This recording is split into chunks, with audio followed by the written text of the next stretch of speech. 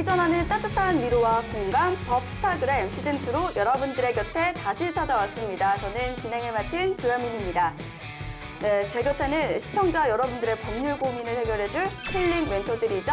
박노규 변호사님 그리고 최종화 변호사님 함께하고 계십니다. 안녕하세요. 안녕하세요.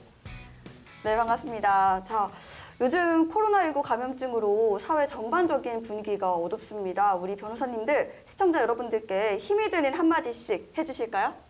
먼저 우리 곽 변호사님. 네. 네, 요새 인터넷 보니까 코로나로 인해서 이제 집에서 시간을 때우는 방법이라고 해가지고 딸기씨 하나하나 빼기라든지 뭐 100겹의 계란말이 만들기 또는 달고나 커피 만들기 이런 것들이 좀 유행을 하더라고요. 좀 재치 있게 좀 시간을 보낼 수 있는 방법들이 아닌가 싶은데요. 오랜만에 좀 집에서 푹 쉰다는 긍정적인 마음과 이런 좀 나름 집에서 즐길 수 있는 것들을 찾으면 그래도 덜 힘들게 시간을 보낼 수 있지 않을까 싶습니다. 네, 잘 들었습니다. 자, 다음으로 우리 최 변호사님 어떻게 지내고 계신가요? 이것 또한 지나가리다 이런 말이 있죠. 아주 조금씩이지만 우리나라 상황이 조금씩 좋아지고 있는 것 같은데요. 조금만 더 힘내주시고 인내해 주시면은 곧 완전히 극복할 수 있을 거라고 저는 확신하고 있습니다. 근데 굉장히 좀 피곤해 보이세요. 여기 화면이 있어가지고 지금 보고 있는데 약간 눈이 약간 반 정도 감기셨네요. 예. 좀 더 눈 부릅뜨고 해보겠습니다. 네, 오늘 방송 기대해 보도록 하겠습니다. 그럼 든든한 두 분과 함께 법스타그램 시즌2 본격적으로 출발합니다.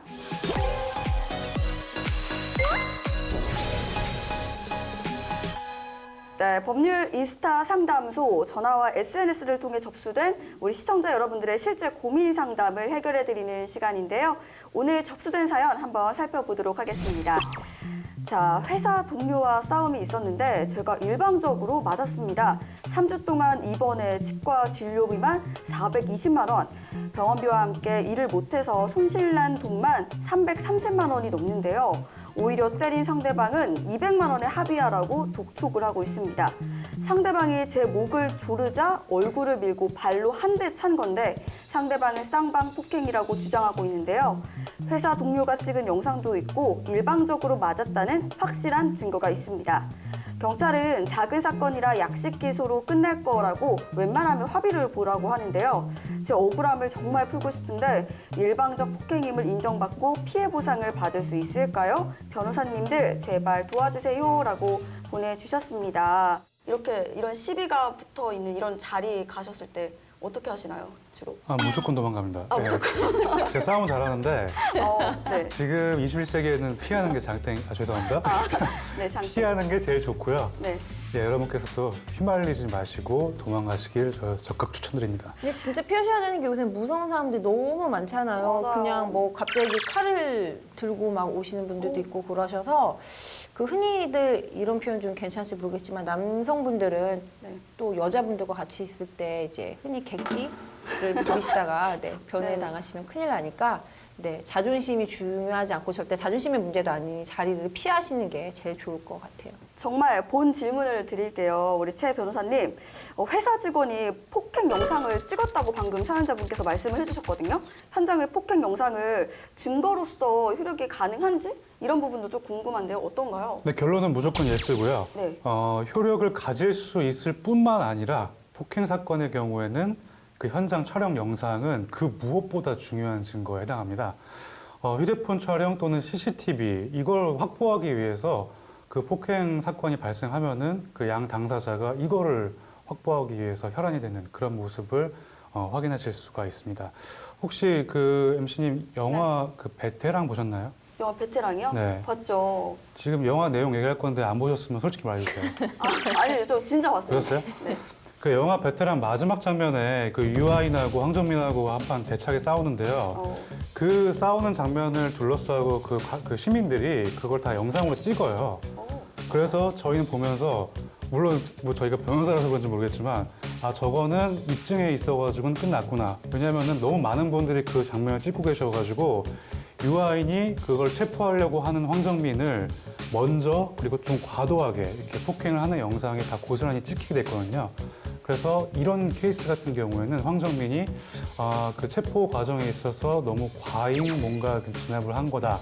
아니면은 뭐 먼저 폭행했다거나 이런 것 때문에 곤란을 겪을 일은 없겠구나. 저희는 보면서 그런 생각을 하게 됐습니다. 우리 곽 변호사님, 약식 기소 시에는 벌금이 또 나오는 걸로 알고 있는데 어느 정도 나올까요? 초범인지 반성을 하고 있는지 뭐 이제 어떤 상황이었는지에 따라서 벌금 액수는 사실 상당히 차이가 좀 많이 날 수 있거든요. 다만 지금 이제 사연 신청해 주신 분은 제가 좀 봤을 때 사안이 좀 경미해 보이거든요. 워낙 좀 많이 맞다가 좀 대응 차원에서 뭐 발로 한 대 좀 차시고 민 정도이기 때문에 네. 한 벌금 50만 원 정도 내외가 이제 좀 나오지 않을까 이제 생각이 들어요. 근데 이 사안 같은 경우에는 뭐 약식 기소가 됐다면이면 어쩔 수 없지만 그 이전에 저는 기소유예라는 불기소 처분으로도 대응을 할 수도 있는 사안이라는 생각이 들거든요. 기소유예라는 거는 일단은 이제 뭐 초범이고 사안이 경미하고 뭐 사회적으로 잘 이제 생활하고 있는 분이고 이러이러한 사정을 반영해서 일단은 기소를 유예해 준다는 일종의 불기소 처분입니다. 그래서 만약에 아직 수사가 좀 진행 중이어서 검찰의 처분 결과가 나오기 전이라면 이런 것들을 고려하셔서 한번 대응하시는 것도 현명한 방법이 될 수 있지 않나 싶습니다. 네, 이렇게 종합적으로 살펴본다면 시비를 붙지 않는 것이 가장 중요할 것 같고요. 또 부득이하게 이런 상황이 온다면 영상 확보, 또 목격자 확보 반드시 기억해 주시길 바라겠습니다. 자, 법률 인스타 상담소 오늘 상담은 여기까지입니다.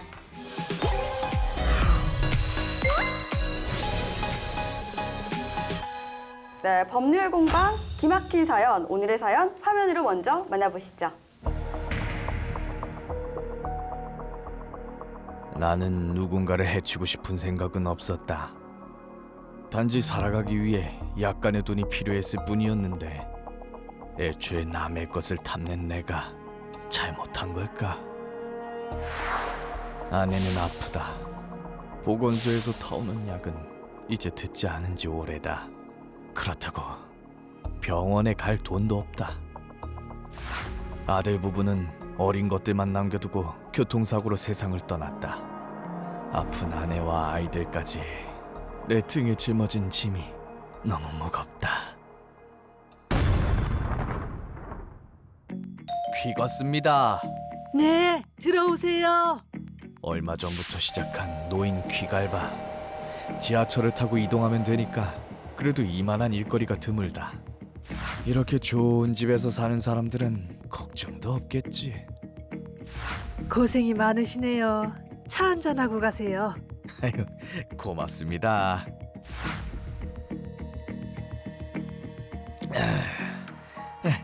저 차 다 마셨으니 가보겠습니다. 아휴, 내가 왜 그랬을까? 당장 카드키를 돌려줘야지. 돌려주고 바로 갈 거야. 하지만 내가 왜 그랬을까? 그래, 딱 한 번이다. 이 사람들한테 이거 하나 없어졌다고 해서 아무 일 없어. 이 도둑놈아! 넌 오늘 죽었어! 아유, 살려주세요.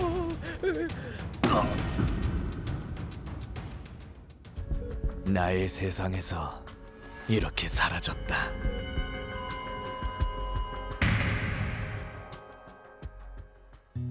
일남 삼녀의 막내로 태어난 나. 늦게 낳은 막둥이 아들은 부모님의 자랑이자 사랑이었다. 어릴 적부터 운동을 좋아하던 나는 킥복싱 선수가 돼서 꿈을 이뤘다. 기분 좋아서 술 한잔하고 제일 먼저 부모님을 뵈러 왔다. 내일 아침 부모님 손에 트로피를 들려드려야지. 도둑이야! 이 도둑놈아! 넌 오늘 죽었어! 감히 우리 집을 털어? 용서할 수 없어! 나는 끼니를 위해 물건을 훔치는 좀도둑이었다. 내 부모님의 생명과 재산을 지켜내는 평범한 아들일 뿐이다. 한때 갑론을박이 벌어졌던 도둑 뇌사 사건인데요. 우리 변호사님도 오늘도 고민이 굉장히 많으실 것 같으세요. 자, 먼저 이제 원고와 또 피고에 맞선 우리 두 변호사님들의 공방 지금부터 시작합니다.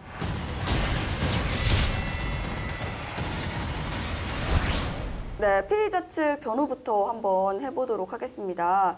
이 늙은 도둑이요, 먼저 잘못을 하기는 했지만 바로 테이블에 있던 카드키를 훔쳤잖아요.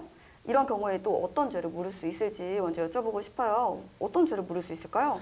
일단 카드키하고 그 황금 대주는 좀 달리 봐야 되는데요. 네. 카드키 같은 경우에는 주간에 이루어졌고 그리고 집에 들어갈 당시에는 그 절도의 고의가 있지 않았어요. 그렇기 때문에 단순 절도죄의 죄책만을 질 것으로 보여집니다. 그런데 황금 대주 같은 경우에는 조금 달리 봐야 되는데 티테이블 위에 있던 카드키를 굳이 엉뚱한 서랍장에 넣으려고 갔다. 이건 좀 말이 안 되는 것 같은데요. 이 사람은 아마 카드키를 돌려주러 간 것이 아니라 미필적으로라도 뭔가를 훔칠 생각으로 들어갔다고 인정될 가능성이 굉장히 높을 것으로 보여요. 그렇다면 황금 돼지에 대해서는 야간 주거 침입 절도죄가 성립될 것으로 보입니다. 네, 잘 들었습니다. 우리 변호사님께서 이제 야간 주거 침입 절도죄가 성립할 수 있을 것이다 이렇게 말씀을 해주셨는데요. 변호사님 어떻게 보시나요? 이제 최종화 변호사님 말씀으로는 이미 카드키를 돌려주러 갔을 때 내심으로 그래도 무언가를 훔칠 거라는 생각을 했을 것이다. 절도의 고의를 가지고 들어갔을 것이다. 그렇기 때문에 야간 주거침입 절도죄가 성립할 것이다 라는 말씀을 해주셨는데요. 저는 이 피해자분의 의사를 속단하기엔 당연히 무리가 있지 않나 싶어요. 우리 형법의 대원칙이 또 무죄 추정의 원칙 아니겠습니까? 이제 피해자분께서 어떤 의사로 집을 들어갔는지는 아까 말씀드린 대로 절도의 의사가 있이 들어갔다라고 속단하기엔 당연히 무리가 있을 것으로 보이고, 저는 단순히 카드키를 돌려 이제 주러 들어가셨을 것이고, 그렇다면 이제 주거침입죄 그리고 황금 돼지를 이제 시도하셨으니까 절취하려고 그 외로 이제 절도죄 이렇게 성립이 될 것이라고 좀 생각됩니다. 근데 그 카드키를 돌려줄 때 보통 상식적으로 하면 우체통에 넣거나 우편함에 아니면 몰래 문틈사를 끼워 넣든가 이렇게 주지, 굳이 새벽에 집에 들어가서, 그것도 서랍장에 있는 그 방까지 들어가서, 이 카드는 원래 티테이블 거기 테이블 위에 있었어요. 근데 그거를 엉뚱한 장소인 서랍장 쪽으로 가서 준다는 거, 이게 말이 되나요? 피해자분께서 물론 스페어 카드 키를 주머니에 넣고 나가시긴 했지만 이거는 나중에 한번 집을 단순히 보고 싶었을 수도 있고 반드시 물건을 훔치겠다는 의사가 있을 수 있나, 저는 단정지을 수 있나 의문이거든요. 근데 카드키를 갖고 나왔고 이걸 이용해서 새벽에 들어갔다는 이유만으로 밤에 한번 보고 싶을 수 있잖아요. 집을 보고 싶다고 카드키 훔치는 거 말이 돼, 그게? 네, 카드키가 없으면 못 들어가니까요. 그래서 이거를 반드시 절도의 범위로 볼 수 있을까, 저는. 이 사람은 범죄자예요. 근데 지금 마치 이 사안을 보면은 마치 이 사람이, 이 노인이 피해자가 될 수도 있는 것처럼 이렇게 스토리가 나오고 있어요. 제가 봤을 때 이거는 말이 안 된다는 거죠. 상해의 피해자죠. 상해의 피해자라고요? 상해의 피해자죠. 네, 두 분 초반부터 아주 공방이 치열합니다. 자, 질문을 계속해서 이어가고 싶어요, 저는. 네, 그렇다면 또 피의자 측에 우리 최종화 변호사님께 한번 질문을 드려보도록 하겠습니다. 불이 꺼진 방에 웬 이제 낯선 사람이 서 있던 거잖아요. 그러면 무섭기도 할 거고, 사실상 가족을 좀 지키기 위해서 한 행동이라고 지켜보게 되기도 하는 것 같은데, 이게 정당방위가 맞는 건지 그 부분도 좀 짚어보고 싶은데요. 네, 일단 정당방위가 성립하면은 그 위법성이 조각돼서 결국 무죄가 됩니다. 저는 개인적으로는 이 사안에서는 정당방위가 성립되는 것이 당연히 마땅하다고 일단 생각하고 있는데, 실제로 법원에서는 정당방위를 굉장히 인색하게 인정하는 그런 경향을 보이고 있습니다. 이 사안과 결이 같은 건 아니지만 이러한 단적인 예를 볼 수 있는 게 그런 가정폭력 사안이었어요. 20년 넘게 그 폭행을 당했어요, 남편한테. 그래가지고 아기를 가지고 있을 때도 발로 걷어차고 해서 유산이 되기도 하고, 만약에 이런 폭력을 견디다 못해서 그 처갓집으로 도망가는 경우에는 그 처갓집에 따라가서 장인 장모님을 때리기도 했어요. 그리고 이런 폭행뿐만 아니라 그 변태적 성행위를 강요하기도 하고, 그리고 이제 경찰에 신고하면은 그 경찰이 와가지고 이건 가정사니까 알아서 해결하라. 물론 옛날이니까 그랬고요. 지금은 좀 달라졌죠. 아무튼 이런 상황, 이런 가정사를 가지고 있었는데 또 그날도 마찬가지였어요. 술을 마시고 들어온 남편이 또다시 이제 가위로 폭행을 하면서 변태적 성행위를 강요했어요. 이제 이 아내분이 그러한 상황을 견디다 못해 격분해가지고 그 가위로 찔러가지고 남편을 살해했죠. 자, 저는 이런 상황 같은 경우에는 정당방위가 성립돼도 괜찮다라고 생각을 해요. 그런데 법원에서는 당연히 이건 정당방위를 인정하지 않았고요. 심지어 이거에 대해서 과잉방위도 인정하지 않아가지고 아무튼 저는 약간 좀 납득할 수 없었다. 뭐 그런 거를 말씀드리고 싶었어요. 박 변호사님은 어떻게 생각하세요? 이 사안에서 그 정당방위가 인정되는 게 맞다고 보시나요? 당연히 인정이 안 되는 게 맞지 않나 생각을 하는데요. 이거는 명백한 범죄죠. 사실 정당방위가 왜 인색하게 인정되느냐라면 그 법원이 그 상당성이라는 기준을 갖고 있기 때문인데요. 이 상당성이랑은 그러니까 자신의 이제 정당방위가 내 법익이 침해됐을 때 거기에 방위를 하는 것을 말하거든요. 그러니까 그 방위를 할 때 최소한 상대방한테 피해를 최소한으로 줄 수 있는 행동으로 이제 방어를 해야 된다는 것입니다. 그러니까 즉 이 침해하는 행위와 나의 방어 행위가 그 방어 행위의 정도가 침해 행위에 대해서 상당성이 인정되어야 된다는 건데요. 이 사안 같은 경우에 보면은 이 피해자분께서는 고령의 나이거든요. 근데 이 가해자분은 피의자는 복서인데다가 굉장히 젊은 남성입니다. 이미 구타를 했잖아요. 그래서 항거가 불능해진 상태였는데 불가피하게 또 트로피로 머리를 쳤단 말이죠. 이미 제압이 된 상황에서 또다시 트로피로 이렇게 머리를 가격했다는 것은 이거는 뭐 정당방위, 과잉방위를 떠나서 명백한 상해, 범죄 행위라고 좀 저는 생각이 듭니다. 근데 영화를 보면은 꼭 이제 누군가를 악당을 제압한 다음에 확인 사살을 안 하고 그냥 돌아가가지고 막 돌아서는 와중에 그 악당이 다시 살아나가지고 공격을 가해서 죽잖아. 이런 거 많이 보잖아요. 확실히 제압을 하는 건 굉장히 중요해요. 그렇죠. 확실히 제압을 하는 건 중요하겠지만 여기는 고령의 나이 63세에 불구하고 종두들기 때문에 흉기를 소지하거나 위험한 물건을 가지고 있었지 않았고 이 복서 분이기 때문에 제가 봤을 때 63세의 피해자분께서 뒤에 와서 뭐 갑자기 뭐 한 대 때린다거나 해도 절대로 밀리지 않는 상황이거든요. 그러니까 굉장히 과한 저는 이제 대응이었다고 보여지는 거죠. 네, 그렇다면 우리 변호사님은 보시기에 이 아들의 행동이 좀 킥복싱 또 챔피언이잖아요. 안 싸울 수도 없고 어떻게 보시나요? 과잉방위라고 보시나요? 글쎄요. 그 형법을 비롯한 대부분의 특별법에서 야간에 이루어지고 있는 그런 범죄에 대해서 특별히 가중처벌하고 있는 것은 범인이 누구인지, 그리고 이 사람이 지금 어떤 행동을 하고 있는지, 그리고 어떤 무기를 소지하고 있는지 전혀 알 수 없는 상황에서 이제 방위를 그런 상황이라는 점을 특별히 고려하고 있는 건데요. 예를 들어가지고 그 술 취한 사람이 집을 잘못 찾아 들어와서 그 우리 집 신발장에서 누워 자고 있는 거. 이런 경우라면은 설령 야간이라도 그 방어 행위에 신중을 가할 수 있는 여지가 충분히 있는데 누군지 식별을 할 수 없는 상황에서 어떤 미지의 적을 그 대하는 경우라면은 그 아무리 킥복싱 선수라고 할지라도 많이 당황하고 놀랄 수밖에 없는 상황이죠. 근데 이제 챔피언이라고 해도 이제 뭐 배에 철판 두는 게 아닌 이상 상대방이 만약에 칼을 휘두르거나 아니면은 칼보다 더 위험한 그런 흉기를 만약에 휘두를 수 있는 뭘 휘두를지 모르는 상황이거든요. 이런 상황이기 때문에 일단은 가능한 범위 내에서 충분히 제압을 하는 게 그럴 필요가 충분히 인정되지 않을까 이렇게 생각되고요. 이런 맥락에서 저는 그 개인적으로 정당방위가 인정되어야만 한다고 이렇게 보여집니다. 근데 이때 그 침해라고 함은 현실적인 침해가 있어야 하는 거거든요. 만약에 저 사람이 뭐를 소지하고 있을지 모르겠으니 내가 최대한의 저 사람에게 최대한 피해를 입힐 수 있는 행위를 하겠다라고 해서 그런 것들이 정당방위 인정되어서 위법성이 조각되고 무죄가 인정된다면 이것은 그야말로 범법 천지가 되는 거거든요. 그러니까 만약에 뭐 그랬다면 이렇게 붙이기 시작한다면 아무리 사소한 그 작은 범죄 행위가 있더라도 모든 사인들은 어떻게 알아요? 뭐 라는 식으로 대응을 하면서 가장 뭐 이렇게 뭐 상에 큰 심각한 피해를 입히는 행위가 만행될 수 있기 때문에 저는 뭐 챔피언이라도 배에 뭐 철판 두르지 않은 이상 어떻게 될지 모르니 적합한 행위였다라고 보는 것은 좀 무리가 있지 않나 싶은 생각이 듭니다. 일단 영미법을 취하고 있는 그 미국과 대륙법계인 우리나라는 약간 사법 시스템이 다르긴 한데 미국에서는 만약에 자기 집에 누군가가 침입했을 때 총으로 쏴서 죽여도 돼요. 그건 알고 계시죠? 그러니까 우리도 뭔가 그렇게 하자는 건 아닌데 그렇게 미국이 인정하고 있는 이유가 생명을 경시하거나 어떤 그 정당방위를 너무 러프하게 이렇게 인정하고 있거나 그런 게 아니라 그렇게 할 수밖에 없는 상황에 대한 또 인정이라는 게 있거든요.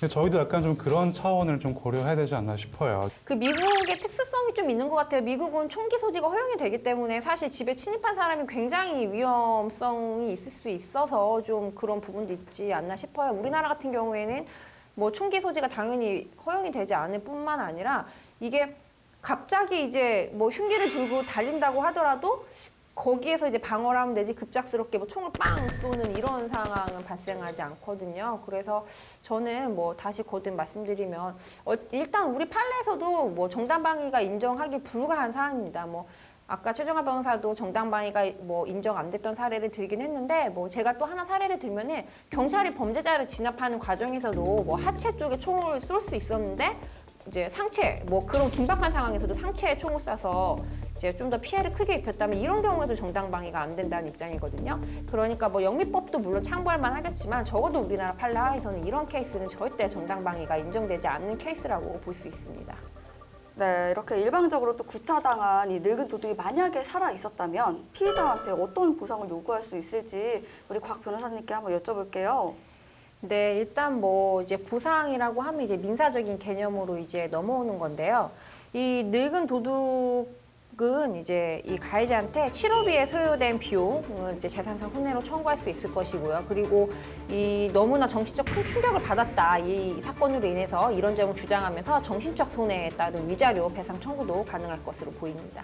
듣다 보니 좀 어처구니가 없는데 지금 분명히 범죄자인데 그 유족의 무슨 보상금, 위자료 이런 얘기 들으니까 정말 이거 뭐 그냥 예시를 든 사안이지만 정말 피해 거꾸로 섰는 것 같네요.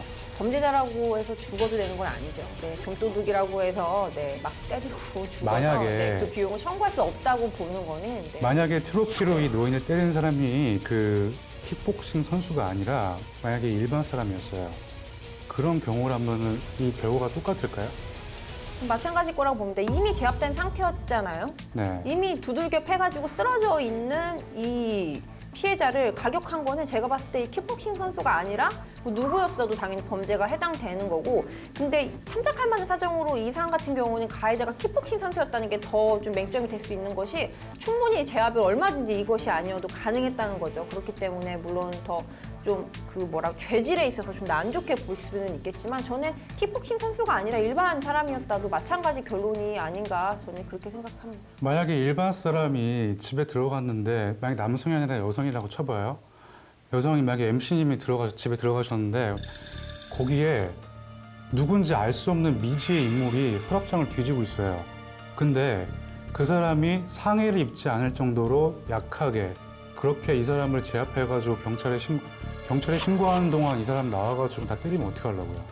약간 본질을 흐리시는 거 아닙니까? 지금 이 사안에 대해서 저희가 공방을 하고 있는데 그러니까요. 지금 네. 킥복싱 선수이든 네. 일반 사람이든 결과가 마찬가지라고 말씀하셔가지고 만약에 그렇다면은 제가 마찬가지라는 것은 네. 이미 쓰러져 있었기 때문에 마찬가지라는 말씀을 드리는 거죠. 이미 제압이 된 상태에서 트로피를 또 가격한 것은 누구나 일반인 아무리 여성분이었어도 좀 과했다는 말씀입니다. 이 사람이 제압되는지 안 되는지는 아무도 몰라요. 진짜 지금 기절한 척하고 누워있다가 기회를 봐서 이렇게 반격하려고 하는 건지 진짜 기절했는지 그럼 어떻게 알겠어요. 근데 그 상황에 대한 고려를 과연 피해자인 이 집주인은 내가 해야 되냐 이거죠. 그러니까 뭐 만에 하나 얘가 기절한 척을 했으면 어떡하나 뭐 이 피해자가 이랬으면 어떡하나를 물고 늘어지기 시작하면은 제가 봤을 때 모든 상황에서 아까 상황처럼 최대한 피해를 입힐 수 있을 정도의 행위를 갈 수 있다는 판단이거든요. 제가 봤을 때 뭐 이런 상황에서 뭐 이제 여성분이 가격을 해서 만약에 제압을 하긴 당연히 좀 어려운 부분이 있겠지만 만약에 제압이 된 상태다 그러면은 저 스스로도 알지 않을까요? 이 가격을 한 사람이 이 사람이 기절할 정도인가 아닌가는 행위자 본인 스스로 알 것이고 어쨌든 이 상황에서는 이제 이 피해자께서 이제 제압이 당해서 쓰러지는 상황이었으니까. 근데 이 상황을 전제로 한다면 그 누구여도 그 이후의 상황은 불법적인 행동이 아닌가. 네. 곽 변호사님 만약에 그런 논리로 재판에서 저를 만나시면은 제가 이길 것 같아요. 그 제가 이길 것 같은데요? 이게 만약에 네, 두 분의 그랬다면 공방이 제가 아주 얘기하는 치열하게 지금 진행이 되고 있는데요. 그렇다면 이 사건이 또 법원에 갈 경우에 어떤 판결이 나올지 예측을 해보는 시간을 가져볼게요. 우리 곽 변호사님은 이 사건의 판결 어떻게 보시나요? 네, 만약에 이제 사랑까지 이르렀다면 당연히 상해치사죄가 좀 성립이 될 것이고요. 지금 사안의 경중을 봤을 때 저는 이제 실형은 면하기 어려울 것으로 좀 보입니다. 네, 실형은 면하기 어려울 것이다. 이렇게 말씀을 해주셨습니다. 우리 변호사님은 어떻게 생각하시나요? 만약에 그 노인이 사망했다면은 폭행치사 또는 상해치사 이렇게 될 텐데요. 적어도 과잉방위를 인정받아서 뭐 집행유예를 뭐 받아야 되는 건 당연한 거고요. 아까 말씀드린 대로 제가 변호한다면은 정당방위로 무죄 받는 거 가능할 것 같습니다. 네, 집행유예를 받으려면은 이제 3년 이하인 경우에만 집행유예가 가능하거든요. 근데 네. 이 사안 같은 경우는 사람이 어쨌든 사망에 이르렀는데 이게 과시치사가 아니란 말이죠. 실수로 사람을 죽이게 한 게 아니고 어쨌든 때려서 상해를 가해서 죽음에 이르게 된 사안이기 때문에 3년 이하의 징역이 나올 리 만무하다고 보이고 따라서 이제 집행유예는 아예 불가한 것으로 보이고 그리고 뭐 사실 뭐 어떻게 변호하시는 거는 뭐 사실 변호인의 자유이긴 하지만 우리나라 판례로 봤을 때 이 사안에서는 절대 정당방위, 과잉방위가 인정될 수 없는 케이스이기 때문에 저는 이 가해자분께서는 뭐 상황이 어찌했던 본인의 집에 들어왔던 도둑을 때린 사정이 아무리 인정된다고 하더라도 내 징역 그러니까 이제 뭐 감옥에 가시는 것은 피할 수 없는 현실이 아닐까 싶어요.